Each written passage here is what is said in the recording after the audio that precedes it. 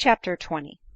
It is very certain that when Berrendale left England, though he meant to conceal his marriage entirely, he had not even the slightest wish to contract another ; and had any one told him that he was capable of such wicked conduct, he would have answered like Hazael, " Is thy servant a dog, that he should do this thing ?" But he was then unassailed by temptations ; and habituated as he was to selfish indulgence, it was impossible that to strong temptation he should not fall an immediate victim. This strong temptation assailed him soon after his arrival, in the person of a very lovely and rich widow, a relation of his first wife, who, having no children of her own, had long been very fond of his child, then a very fine boy, and with great readiness transferred to the father the affection which she bore the son. For some time conscience and Adeline stood their ground against this new mistress and her immense property ; but at length, being pressed by his father in law, who wished the match, to assign a sufficient reason for his coldness to so fine a woman, and not daring to give the true one, he returned the lady's fondness ; and though he had not yet courage enough to name the marriage day, it was known that it would some time or other take place.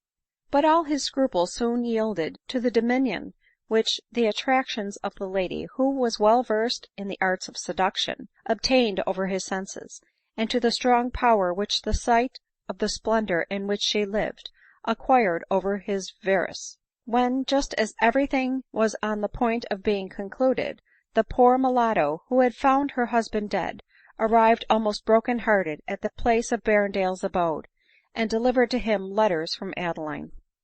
Terrified and confounded at her presence, he received her with such evident marks of guilty confusion in his face, that Savanna's apprehensive and suspicious attachment to her mistress took the alarm ; and, as she had seen a very fine woman leave the room as she entered, she, on pretence of leaving Berrendale alone to read his letters, repaired to the servants' apartments, where she learnt the intended marriage. Immediately forgetting her own distresses in those of Adeline, she returned to Berrendale, not with the languid mournful pace with which she had first entered, but with the firm, impetuous, and intrepid step of conscious integrity going to confound vice in the moment of its triumph. Berrendale read his doom the moment he beheld her, in her dark and fiery eye, and awaited in trembling silence the torrent of reproaches that trembled on her lip. But I shall not repeat what passed ; suffice that Berrendale pretended to be moved by what she said, and promised to break off the marriage, only exacting from Savanna in return a promise of not imparting to the servants, or to any one, that he had a wife in England. In the meantime, while he commended her most affectionately to the care of the steward, and confessing to his intended bride that he had a mistress in England, who had sent the mulatto over to prevent the match if possible, by persuading her he was already married, he conjured her to consent to a private marriage, and to prevent some dreadful scene occasioned by the revenge of disappointed passion, should his mistress, as she had threatened, come over in person, he entreated her to let every splendid preparation for their nuptials be laid aside, in order to deceive Savanna, and induce her to return quietly to England. The credulous woman, too much in love to believe what she did not wish, consented to all he proposed ; but Berrendale, still fearful of the watchful jealousy of Savanna, contrived to find out the master to whom she belonged before she had escaped early in life with her first husband to England ; and as she had never been made free, as soon as he arrived, he, on a summons from Berrendale, seized her as his property, and poor Savanna, in spite of her cries and struggles, was conveyed some miles up the country. At length, however, she found means to escape to the coast ; and having discovered an old acquaintance in an English sailor on board a vessel then ready to sail, and who had great influence with the captain, she was by him concealed on board, with the approbation of the commander, and was on her way to England before Berrendale was informed of her escape. I will not endeavor to describe Adeline's feelings on hearing this narration, and on finding also that Savanna, before she left the island, had been assured that Berrendale was really married, though privately, but that the marriage could not long be attempted to be concealed, as the lady even before it took place was likely to become a mother, and that a large estate depended on her giving birth to a son, an event of her confinement that was looked for with great anxiety. Still, in the midst of her distress, a sudden thought struck Adeline, which converted her anger into joy, and her sorrow into exultation. " Yes, my mother may now forgive me without violating any part of her oath," she exclaimed. " I am now forsaken, despised, and disgraced." And instantly she wrote to Mrs Mowbray a letter, calculated to call forth all her sympathy and affection. Then, with a mind relieved beyond expression, she sat down to deliberate in what manners she should act to do herself justice as a wife and a mother, cruelly aggrieved in both these intimate relations. Nor could she persuade herself that she should act properly by her child, if she did not proceed vigorously to prove herself Berrendale's wife, and substantiate Editha's claim to his property. And as Mr Langley was, she knew, a very great lawyer, she resolved, in spite of his improper conduct to her, to apply to him again.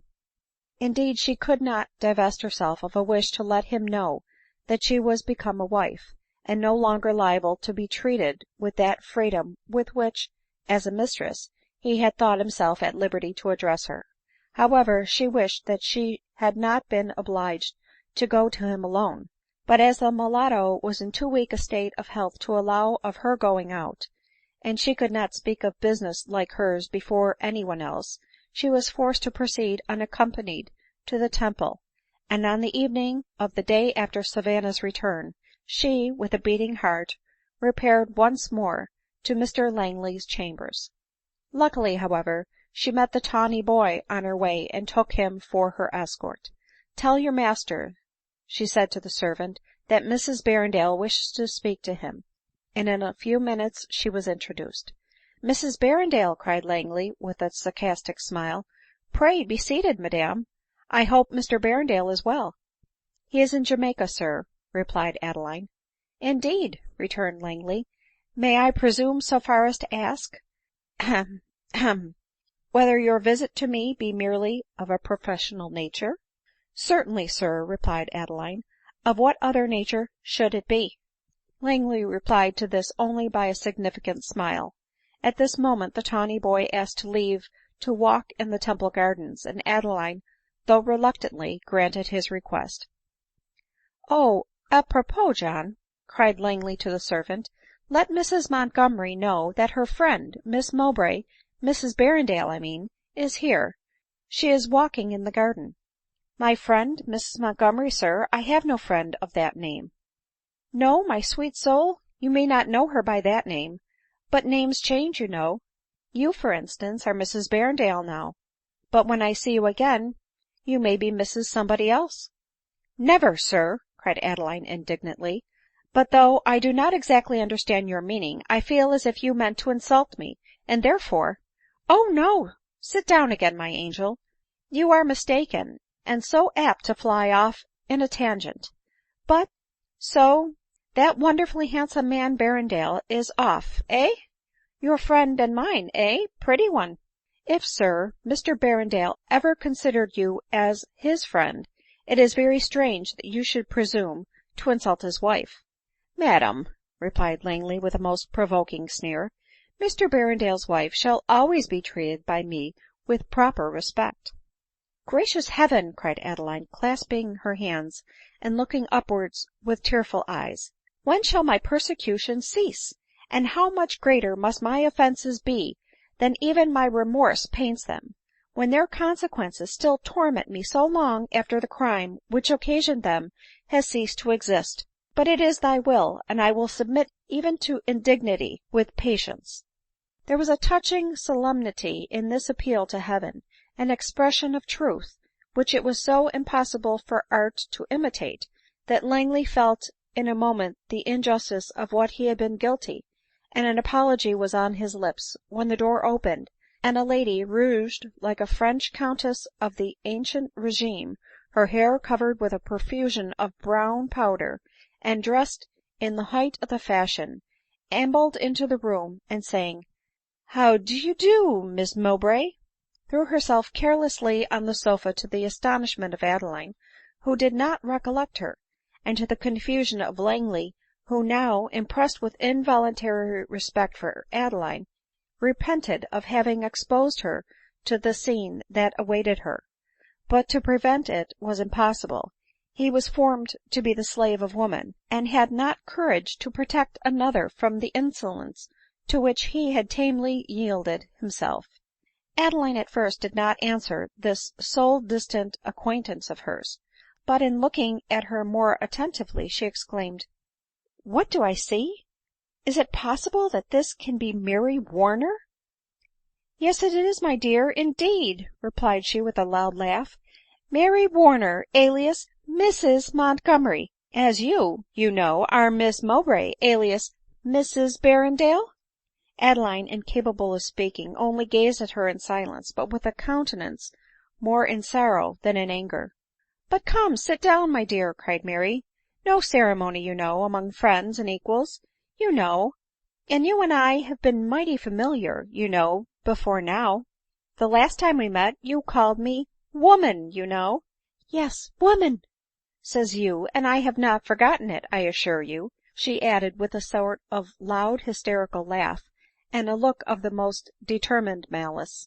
" Come, come, my dear Montgomery," said Langley, " and must forget and forgive. I dare say Miss Mowbray, that is to say Mrs Berrendale, did not mean "" What should you know about the matter, Lang?"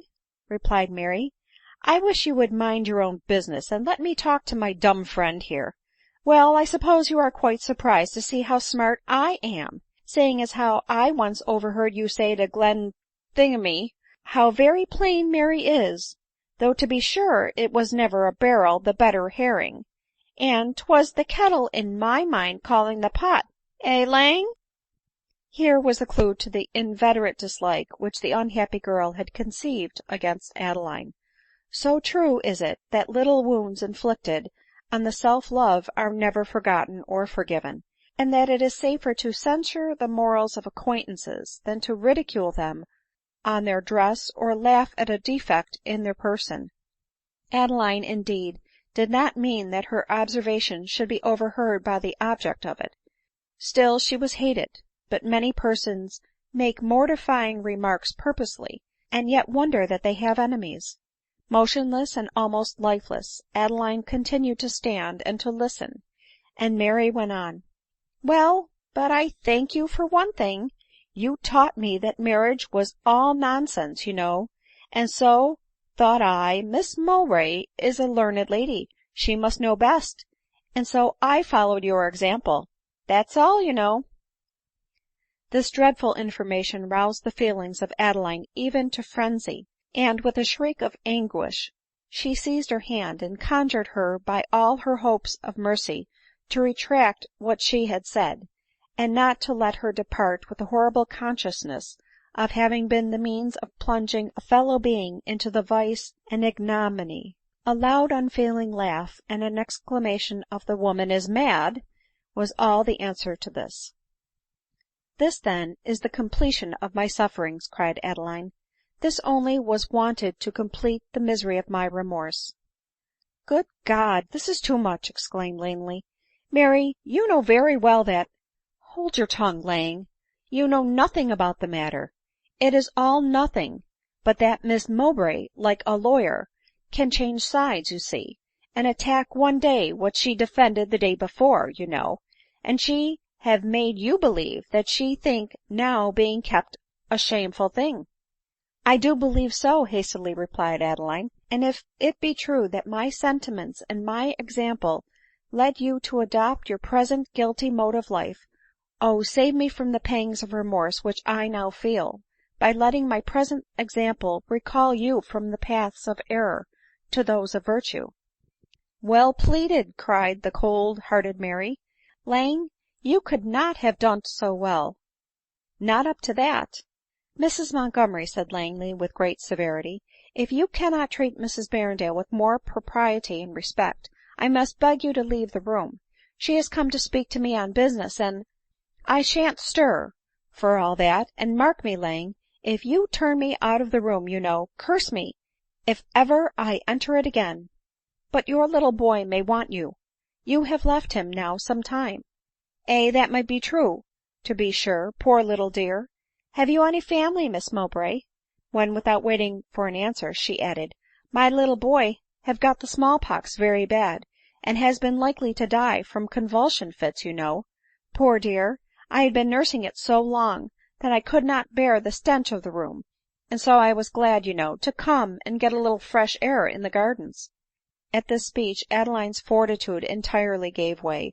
Her child had not had the small pox, and she had been for some minutes in reach of the infection ; and with a look of horror, forgetting her business and every thing but Editha, she was on the point of leaving the room, when a servant hastily entered, and told Mary that her little boy was dead.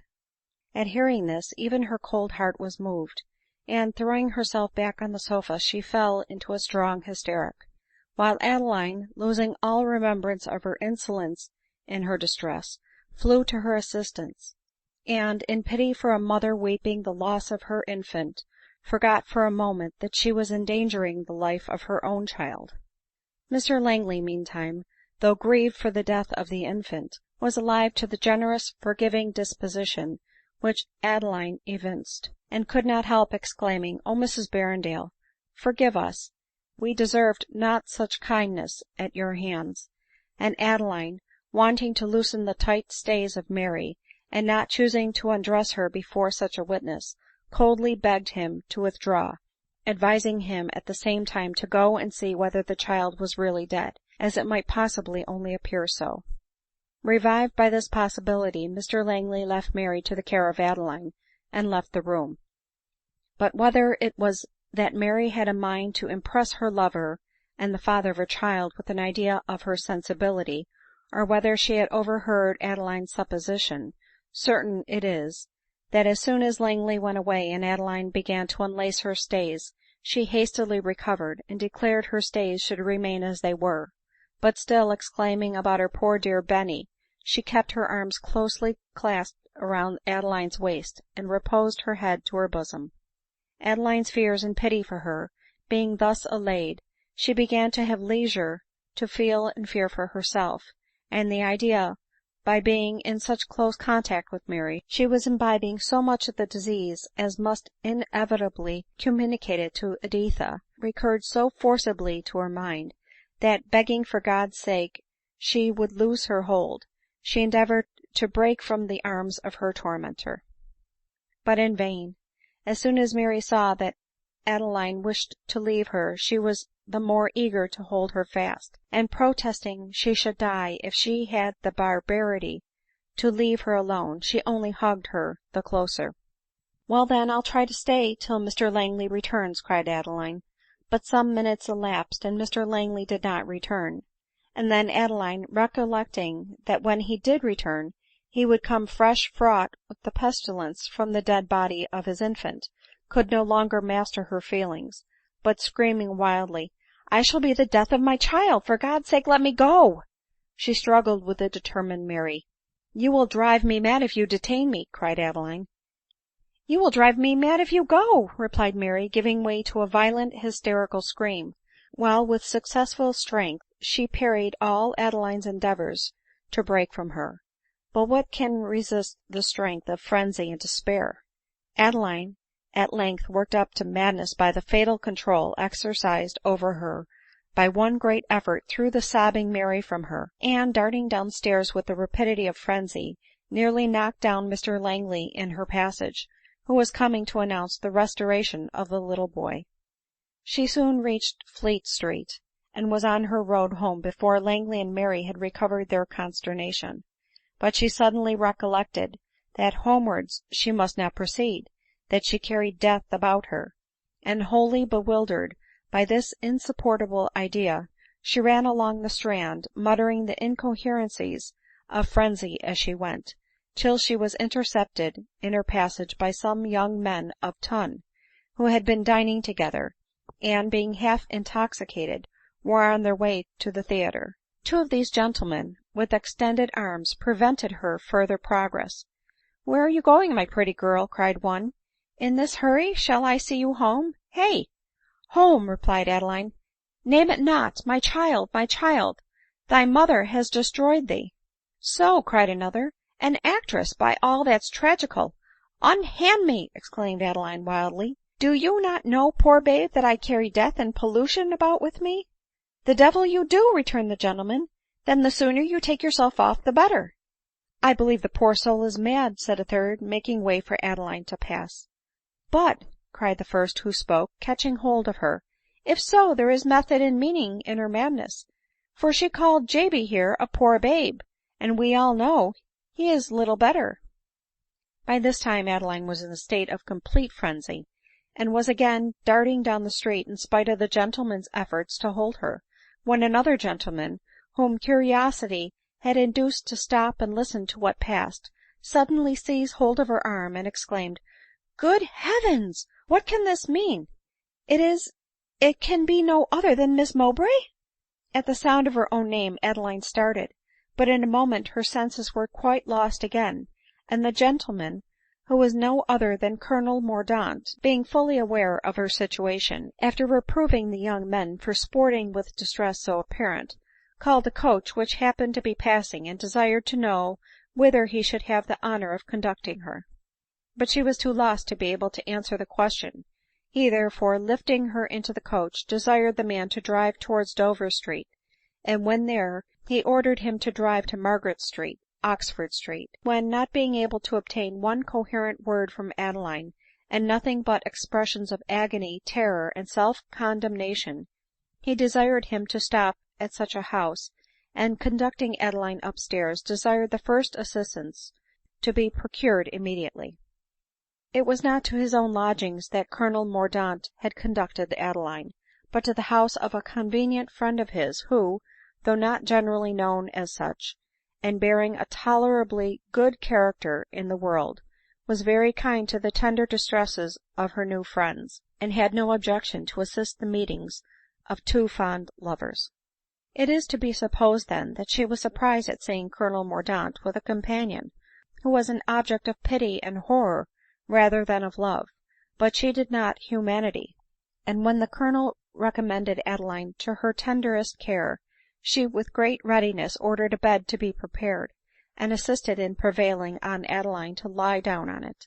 In a short time a physician and a surgeon arrived, and Adeline, having been bled and made to swallow strong opiates, was undressed by her attentive landlady; and though still in a state of unconsciousness, she fell into a sound sleep which lasted till morning.